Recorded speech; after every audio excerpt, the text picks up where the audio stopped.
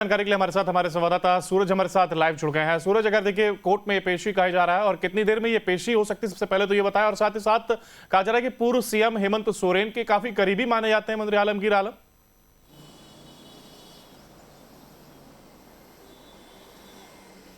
देखिए, ताज़ा अपडेट यह है कि ये इसी ईडी दफ्तर से फिलहाल आलमगीर आलम को भारी सुरक्षा के बीच रांची के पीएमएलए कोर्ट में ले जाया गया है और रांची के पीएमएलए कोर्ट में ईडी ने जो पीएमएलए कोर्ट के मुख्य न्यायाधीश है उसके समक्ष उन्होंने पेश करी है और तमाम जो साक्ष्य है, तमाम जो चीज़ें हैं पूछताछ के दौरान जो ईडी के अधिकारियों को हाथ लगे हैं, उन तमाम चीज़ों को कोर्ट में फिलहाल प्रोड्यूस यानी पेश किए गए हैं और उसी के आधार पर पूछताछ के लिए अब ईडी के अधिकारी पीएमएलए कोर्ट से रिमांड की पेशकश करेगी, यानी रिमांड की अपील करेगी। कहा यह जा रहा है कि लगभग 14 दिनों की ईडी के अधिकारी पूछताछ के लिए रिमांड की मांग कर सकते हैं, लेकिन संभवतः 5 से 6 दिनों तक ईडी के अधिकारियों को पूछताछ के लिए पीएमएलए कोर्ट परमिशन दे सकती है। तो जाहिर सी बात है, आज का दिन पीएमएलए कोर्ट के बाहर जो अभी स्थितियां हैं काफ़ी गहमागहमी भरी हुई है। जैसे ही आलमगीर आलम को कोर्ट में पेश किया गया, आलमगीर आलम के समर्थकों ने आलमगीर आलम के जिंदाबाद के नारे लगाए।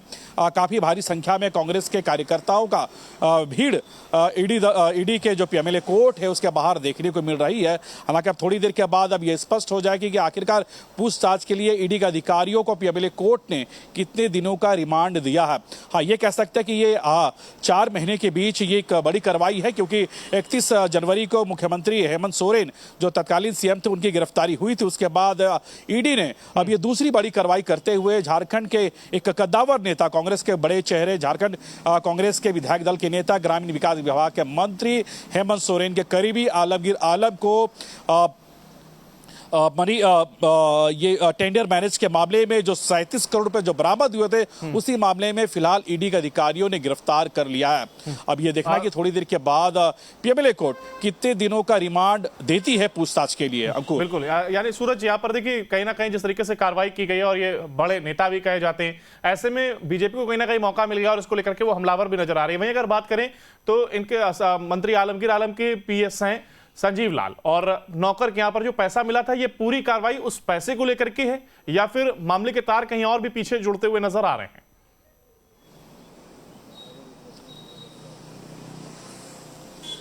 देखिए, पूछताछ के बाद ऐसे कई जानकारियां हाथ लगे हैं और खासकर जिस तरह से मंत्री आलमगीर आलम के जो पीएस रह चुके हैं संजीव लाल, और संजीव लाल के जो घरेलू नौकर के घर से जो 37 करोड़ बरामद हुए हैं, एक मामला वो भी है। इसके अलावा बरहरवा टोल प्लाजा का जो विवाद था, संभवतः उस विवाद को भी लेकर ईडी के अधिकारियों ने सवाल जवाब किए होंगे। लेकिन सबसे बड़ी बात है कि आलमगीर आलम की अगर बैकग्राउंड की बात करें तो 1978 में पहली बार सरपंच की उन्होंने चुनाव लड़ी थी। उसके बाद लगातार ये कांग्रेस में शामिल होने के बाद एक अपने कद को आज के तारीख में काफी ये बढ़ा लिए थे और झारखंड सरकार में कई बार मंत्री भी रह चुके हैं। और इससे पहले वो झारखंड विधानसभा के अध्यक्ष थे। उस समय भी नियुक्ति घोटाले हुए थे, लगभग 324 लोगों की गलत तरीके से नियुक्तियां हुई थी। इसमें ड्राइवर और ऐसे कई ऑफिसर्स थे, ऐसे कई स्टाफ थे और कहा यह जा रहा था कि ये सभी आलमगीर आलम के करीबियों के परिवार के सदस्य थे, आलमगीर आलम के घरेलू आदमी थे। उन लोगों को नियुक्तियां यहाँ पर नियुक्तियां की गई थी। उस मामले को भी लेकर ये